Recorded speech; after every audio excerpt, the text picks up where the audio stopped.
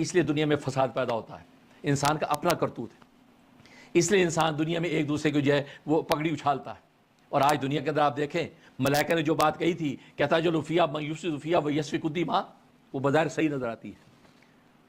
فرد فرد کے ساتھ دست و گریبان ہے، جماعت جماعت کے ساتھ لڑ رہی ہے، محلہ محلے کا دشمن ہے، صوبہ صوبے کے خلاف دست و گریبان ہے، ملک ملک کے خلاف کھڑے ہیں، اور پوری دنیا کے اندر فساد، ہر طرف جنگ و جدال کے بادل چھائے ہوئے ہیں۔ اور آج کی اس کرنٹ موجودہ حالات کے اندر ایران اور امریکہ کی جنگ، ادھر ایران ادھر امریکہ اسرائیل، یہ جنگیں ہو رہی ہیں آپس میں، یہ آپس وارز ہو رہی ہیں، یہ ایک دوسرے کی پگڑیاں اچھال رہے ہیں، ایک دوسرے کی جان کے دشمن، خون کے پیاسے۔ کیا ہے؟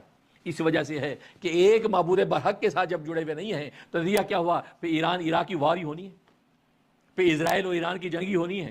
کہ جب مرکز بدل گیا، مرکز بدلنے سے آپ کا جو ہے تشخص بدل گیا، جب تشخص بدل گیا تو آپ کے خیالات اور آپ کی ہمدردیاں بدل جاتی ہیں۔ لیکن اگر یہ ساری کائنات کے انسان ایک معبود برحق کے ساتھ اگر جڑے ہوں گے تو معبود برحق کے ساتھ جڑنے کی وجہ سے یہ سارے کے سارے ایک دوسرے کے ساتھ قریب ہو جائیں گے، اور یہ سوچیں گے یار یہ بھی میرے اسی رب کو مانتا ہے جسے میں مانتا ہوں، یہ میرے اسی رب کا بندہ ہے جس کا میں بندہ ہوں، یہ میرے اسی رب ہی کو پکارتا ہے جس کو میں پکارتا ہوں، میرا رب ہی وہ جو اس کا رازق ہے، وہی میرا رازق ہے وہ اس کا رازق ہے، وہی میرا مالک وہ اس کا مالک ہے، وہ میرا جو ہے خالق ہے وہ اس کا خالق ہے۔ تو جب یہ کیفیت پیدا ہوتی ہے تو آپس میں الفت محبت پیدا ہو جاتی ہے۔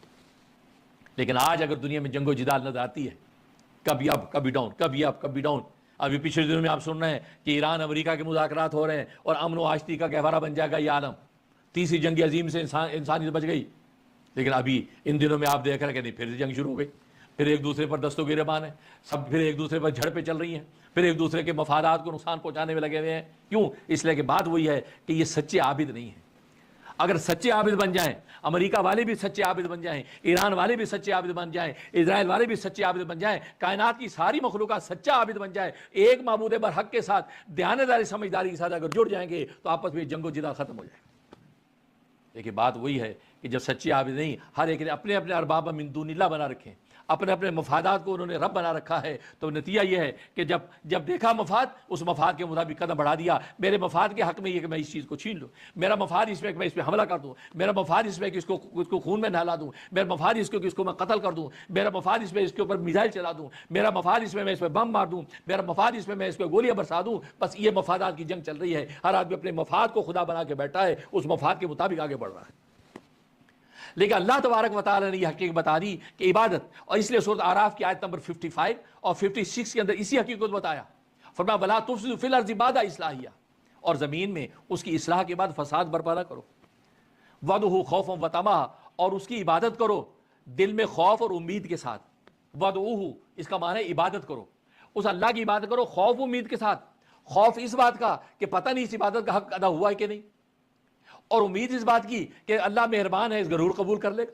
تو خوف امید کے ساتھ اپنی عبادت پر ناز نہ کرو، حجی ہم نے عبادت کی ہے، ہم تو اللہ کے بڑے سچے بندے ہیں، سب عبادتیں کرتے ہیں، اور عبادتیں جب کی ہیں تو اللہ نے اس عبادت پر ہمیں یہ ثمرہ دیا کیوں نہیں؟ نہیں، ناز نہیں، بلکہ خوف طاری رہے کہ پتہ نہیں عبادت کا حق ادا ہوا یا نہیں، خوف کے ساتھ۔ اور طمع امید کے ساتھ، یہ امید لگا کے رکھو کہ اللہ تبارک و تعالیٰ بڑا مہربان ہے، میری عبادت قبول کر کے اجر دے دے گا۔ تو بس یہی تو ہے ایمان کی حقیقت، الایمان بین الخوف والرجاء، ایمان خوف و امید کے درمیان کی منزل ہے۔ خوف امید، خوف اللہ تبارک و تعالیٰ کا خوف بھی اس کے اوپر طاری رہے، اور اللہ تبارک و تعالیٰ کی رحمت سے امید بھی اس پہ رہے۔ تو خوف و امید کے ساتھ جو چیز پیدا ہوتی ہے اس کو خشیت کہتے ہیں، اور خشیت کے ساتھ یہ انسان اللہ تبارک و تعالیٰ کے ساتھ اپنے رشتے کو قائم رکھتا ہے تو اللہ تبارک و تعالیٰ کی رحمت اس کو آغوش میں لے لیتی۔ اس لیے آگے فرمایا ان رحمت اللہ قریب من المحسنین، بے شک اللہ تبارک و تعالیٰ کی رحمت نیک لوگوں کے پاس ہے، اللہ کی رحمت نیک لوگوں کے پاس ہے، قریب من المحسنین۔ اور ظاہر ہے کہ محسن وہ ہیں جو عبادت کر رہے ہیں، جو سچائی کے ساتھ عبادت کر رہے ہیں، رضا کے لیے عبادت کر رہے ہیں، ریا کے لیے عبادت نہیں کر رہے ہیں، اور خوف بھی عبادت کا تعین ہے، پتہ نہیں قبول ہوا کہ نہیں۔ تبھی تو آپ جانتے ہیں کہ سلام پھیرنے کے بعد سر پہ ہاتھ رکھ کے رسول اللہ صلی اللہ علیہ وسلم 3 مرتبہ فرماتے تھے استغفر اللہ استغفر اللہ استغفر اللہ۔ حالانکہ نماز پڑھی ہے، عبادت کی ہے، خدا نہ خواستہ کوئی معصیت نہیں کی، تو یہ عبادت پر استغفار کیوں؟ یہ اثر وہ خوفن، یہ خوف کی کیفیت کہ عبادت کرنے کے بعد سر پہ ہاتھ رکھ کے نمازی عابد کہتا ہے استغفر اللہ، اللہ تعالیٰ مجھے معاف کر دے، اس لیے کہ تیری جو عظمت ہے، تیری جو کبریائی ہے، تیری جو شان ہے، اس کی شان کے مناسب میں عبادت نہیں کر سکا، میری عبادت بھی تیری شان کے حساب سے تو عبادت میری خود معصیت ہے، گناہ ہے، میں نے تیرے سامنے کھڑے ہو کے عبادت کا حق ہی ادا نہیں کیا، لہٰذا اس کوتاہی پہ یا اللہ میں استغفار کرتا ہوں تو مجھے معاف کر دے۔ یہ خوفاً، اور ساتھ امید بھی رکھی کہ ربنا تقبل منا انک انت السمیع العلیم، اے میرے رب میری نماز کو قبول کر لے، اس لیے کہ تو سننے والا ہے، جاننے والا ہے، اس لیے کہ میں تو بڑا کمزور بندہ ہوں، میرا کام تو عبادت پیش کرنے کی کوشش ہے، اس کوشش میں تو نواز دے مجھے۔ امید بھی رکھی، اس لیے فرمایا ان رحمت اللہ قریب من المحسنین، لہٰذا دنیا کے اندر اگر امن و آشتی چاہتے ہو تو عبادت میں لگو، عبادت میں لگو۔ دنیا کا کوئی بھی انسان، دنیا کے کوئی بھی ملک، کوئی بھی فرد اور جماعت اگر چاہتے کہ دنیا امن و آشتی ہو تو عبادت میں لگے، عبادت۔ آج امریکہ ایران کی جنگ کی بنیاد کیا ہے؟ عبادت سے سب دور ہیں، عبادت کی حقیقت سے واقف نہیں ہے، عبادت کے راز کا پتہ نہیں ہے کہ ایک معبود کے ساتھ جب مربوط ہو جائیں گے تو ہم سب کے سب جب ایک مرکز سے جڑے ہوئے ہیں تو جھگڑا کس بات کا؟ جھگڑا کس بات کا؟ سارے صوبے ایک فیڈرل حکومت کے ساتھ جڑے ہوئے ہیں تو آپس میں جھگڑا کس بات کا؟ بالکل اسی طریقے سے یہ ساری کائنات کے عابدین ایک معبود برحق سے جڑے ہوں گے تو اس میں جھگڑا کس بات کا ہوگا؟ سب ایک دوسرے کے حقوق کا لحاظ رکھیں گے اور یہ سوچیں گے کہ وہ جو ہمارا مرکزی حقیقی ہے اگر کل روز قیامت میں اس کے سامنے پیشی ہوئی تو اس نے ہمیں پوچھا کہ تو نے اس کا حق کیوں مارا، تو نے اس کو قتل کیوں کیا، تو نے اس کی حق تلفی کیوں کی، تو اس کا کیا جواب دیں گے؟ لہٰذا وہ دنیا کے اندر عبادت کی حقیقت کو جب سمجھ جاتا ہے تو پھر اپنے ساتھ والے کا حق پورا پورا ادا کرتا ہے، کیونکہ عابد عبادت کرنے والا وہ ایک نظر آنے والی ذات کا جب حق ادا کر رہا ہے، کبھی 5 وقت نمازوں میں کھڑا ہے، جمعوں کے اندر موجود ہے، عید کے اندر موجود ہے، رمضان کی تراویح میں کھڑا نظر آتا ہے، قرآن پڑھتا نظر آتا ہے، روزوں میں بھوکا نظر آتا ہے، زکوٰۃ ادا کرتا نظر آتا ہے، لبیک اللہم لبیک کے نعرے لگاتے ہوئے اللہ کے گھر کی طرف دوڑتا ہے، تو یہ ساری عبادتیں کرتا ہے۔ تو یہ ساری کی ساری جب باتیں کرتا ہے تو نتیجہ یہ کہ وہ یہ سوچے گا کہ جس اللہ کو میں پکار رہا ہوں اس اللہ کو کل کو کیا جواب دوں گا اگر میں نے اس بھائی کا حق مارا، اس ملک پہ جو حملہ کیا، اس ملک کے اندر خون ریزی کی، یہاں اگر میں نے فساد پھیلایا تو اللہ تبارک و تعالیٰ کے سامنے پیشی ہوگی تو جواب کیا دوں گا؟ تو یہ پر عبادت کو جب سچائی سے کرتا ہے تو پھر اللہ تبارک و تعالیٰ ساری کائنات کو آپس میں ایک دوسرے سے مربوط کر دیتے ہیں، کیونکہ ایک مرکز کے ساتھ جب جڑے ہوئے ہیں تو اسے ایک مرکز کے ساتھ جڑنے کی وجہ سے آپس میں الفت و محبت پیدا ہو جاتی ہے، آپس میں الفت محبت، آپس میں ایک دوسرے کے حقوق کی ادائیگی کا لحاظ پیدا ہو جاتا ہے۔ اجی میں نے اس کا حق تلف کر دیا، اجی میں نے اس کا حق پورا کیا نہیں، تو اس کا حق پورا کرنے کے لیے آگے بڑھتا ہے۔ اس لیے اور دنیا کی اس وقت سب سے بڑی ضرورت امن ہے، پیس۔ ہر بندہ کہتا ہے پیس، we need piece, we need پیس، پیس پیس کا نعرہ دنیا کے اندر ہے، لیکن پیس آئے گا کیسے؟ پیس آئے گا اس طرح کہ جب ایک اللہ تبارک و تعالیٰ کے ساتھ مربوط ہوں گے، ایک اللہ تبارک و تعالیٰ کے حکم کو جب سامنے رکھیں گے، بھلے اس مخلوق کا تعلق عالم امر سے ہو، بھلے اس مخلوق کا تعلق عالم خلق سے ہو، کسی بھی عالم کی مخلوق ہوگی اس کا تعلق کیا ہے؟ اس پیس اس وقت آئے گا جب ایک اللہ تبارک و تعالیٰ کے سامنے مربوط ہو کے رہیں گے۔ اگر اس کے سامنے مربوط ہو کے نہیں رہیں گے تو نتیجہ کیا ہوگا؟ تو پھر دنیا کے اندر پیس اور امن آنے کا سوال نہیں ہے، پیس اور امن آنے کا سوال نہیں ہے۔ اس طریقے سے اللہ تبارک و تعالیٰ دنیا کے اندر امن و آشتی کو نازل کرتا ہے، دنیا کے اندر اللہ تبارک و تعالیٰ پیس پیدا کرتے ہیں اور اس پیس اور امن کے نتیجے میں ایک دوسرے کا الفت و محبت پیدا ہوتی ہے۔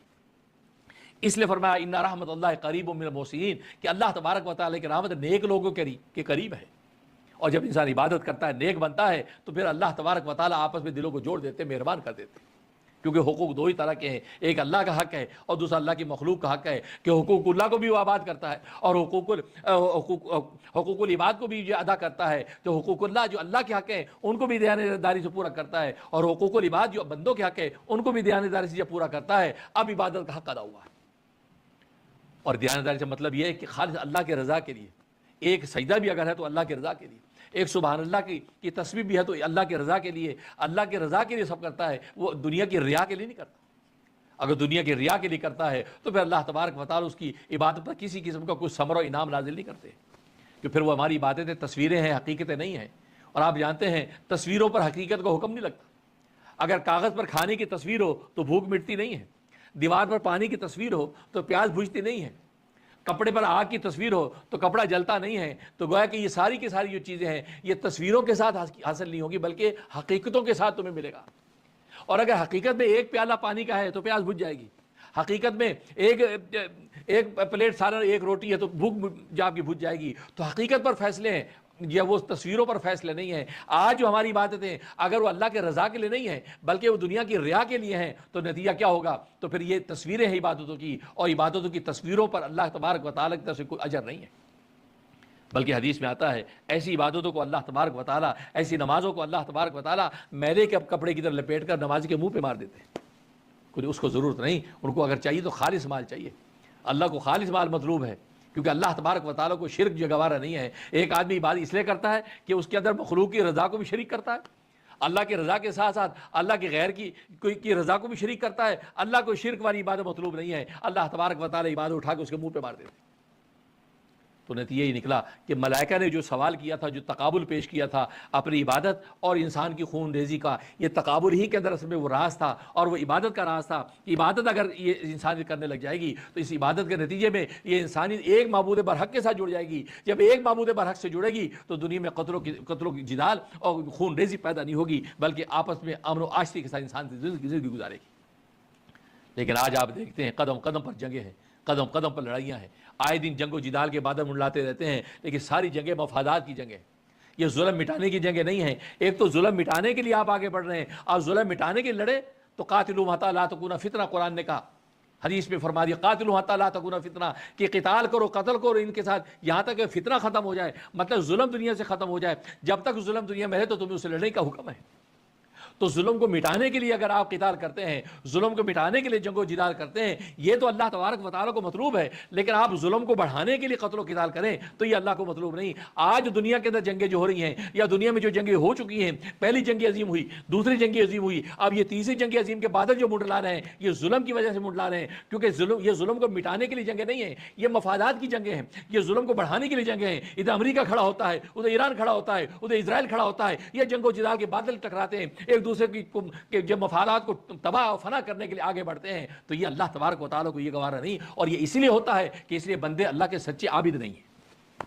اور یہی راز قرآن نے بیان کر دیا, اگر بندے اللہ کے سچے عابد بن جائیں تو جنگ و جدال دنیا سے ختم ہو جائے.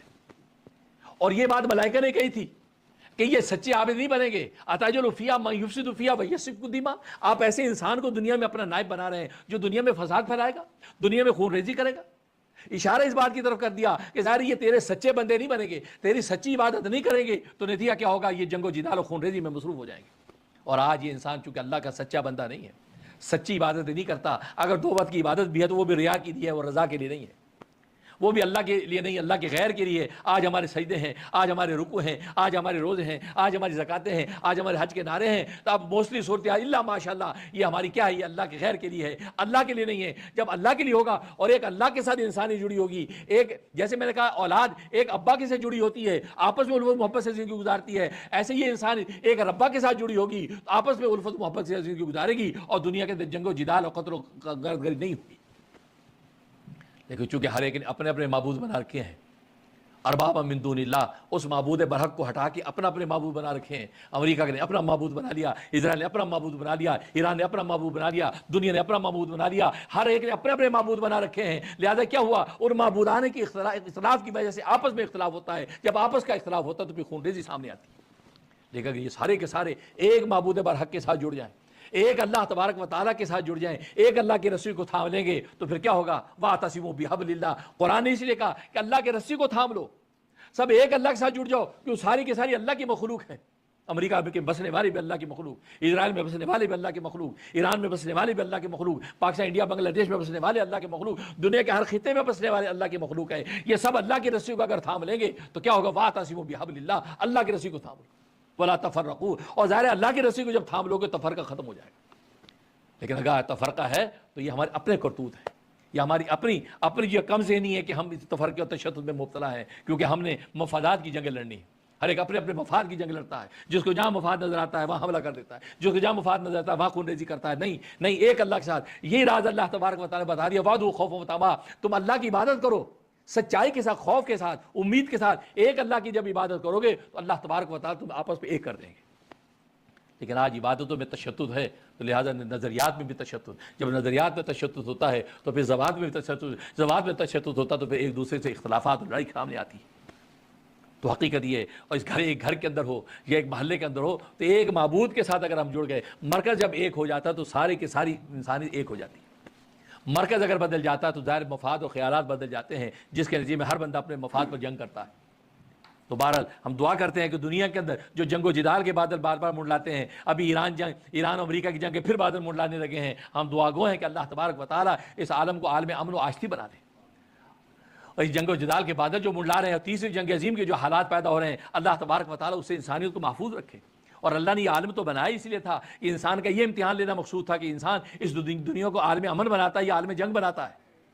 اللہ تبارک و تعالیٰ میں توفیق دے ہم اس عالم کو عالم امن بنائیں، عالم جنگ نہ بنائیں اور انسانی حقیقت کی دوڑے۔ اس لیے تو ایک سلوگن بڑا چلتا ہے، love for all hate for none, love for all hate for none, ہر ایک سے محبت کرو اور نفرت کسی سے نہ کرو۔ لیکن میں یہ کہتا ہوں کہ یہ سلوگن جو ہے یہ فطری نہیں ہے، یہ نیچرل نہیں ہے۔ کوئی انسان کی نیچر ہے، بعض سے محبت ہوتی، بعض سے محبت نہیں ہوتی، بعض سے نفرت ہوتی، بعض سے نفرت نہیں ہوتی، انسان کی نیچر کا حصہ ہے۔ اس لیے صحیح بخاری کی حدیث ہے، الحب فی اللہ والبغض فی اللہ، اللہ کے لیے محبت کرو اور اللہ کے لیے بغض کرو، اللہ کے لیے نفرت کرو۔ اس کا مطلب ہے کہ حدیث بتا رہی ہے کہ بعض سے محبت ہوتی ہے، بعض سے نفرت بھی ہوتی ہے، بس اوقات نفرت بھی کرنی پڑتی ہے۔ لہٰذا یہ سلوگن بنانا love for all hate for none یہ فطری نہیں ہے۔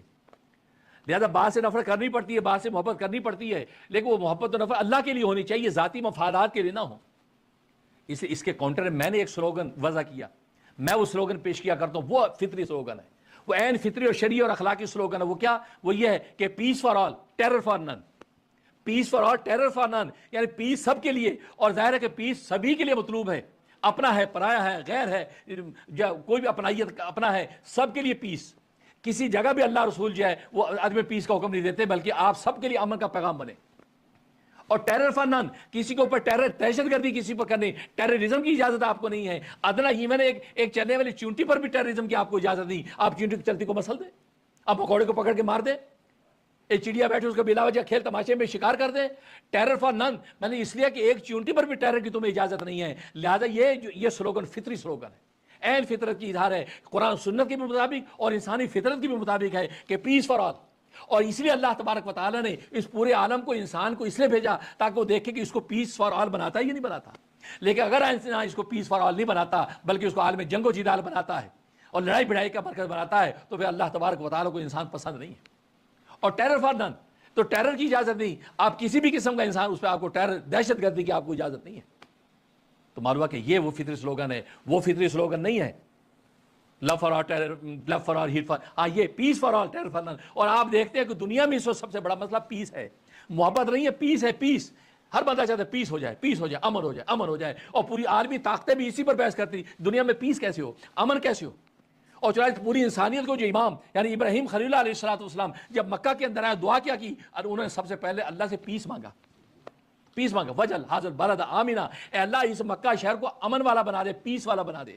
مطلب پیس وہ فطری تقاضا ہے جو انسان چاہتا ہے۔ اسے پیس فار آل ٹیرر فار نن، اس لوگوں کو اپنے پلے باندھو اور کسی پر کوئی زیادتی نہ ہو، یہاں پہ رینگنے والی چونٹی پر بھی زیادتی نہ ہو، رینگنے والے مکوڑے پر بھی زیادتی نہ ہو، کھیل تماشے کے لیے کسی جانور پر گولی بھی نہ چلاؤ۔ یہ جب تمہاری صورتحال پیدا ہو جائے گی تو اللہ تبارک و تعالیٰ دنیا میں پیس و امن کو نازل کر دے گی۔ اللہ اکبر۔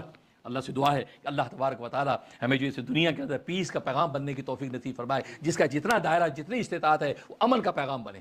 انفرادی سطح پر، اجتماعی سطح پر، محلے کے سطح پر، ملکی اور شہری سطح پر، یہاں تک عالمی سطح پر جن قوتوں، جن سپر پاور طاقتوں کو امریکہ جیسی سپر طاقت اللہ نے بنائی ہے، اس کو پورے عالم کے اندر پیس کا پیغام بننا چاہیے۔ اللہ اس کو پورے عالم کے لیے پیس کا پیغام بنا دے، اور ہر ملک اپنے اپنے مقام پہ اپنے بھی اسلام کا پیس کا مقام بنے۔ اس لیے پیس کا پیغام بنو گے تو اللہ تبارک و تعالیٰ زمین پر پیس کو اتاریں گے۔ جب رحمت اترے گی تو انسان عرف و محبت کے ساتھ جنت کے راستے آگے بڑھتی چلی جائے گی۔ اللہ تبارک و تعالیٰ قبول فرمائے، آمین یا رب العالمین۔